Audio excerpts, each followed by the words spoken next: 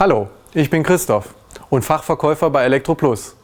Sollte euer Gerät einmal kaputt sein und ihr braucht den Kundendienst, solltet ihr folgende Informationen bereithalten: Modellnummer und Seriennummer. Ich zeige euch jetzt, wo ihr diese findet.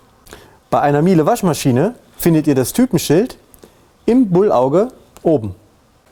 Wenn ihr noch mehr wissen wollt, dann besucht einen unserer Elektroplus Fachhändler.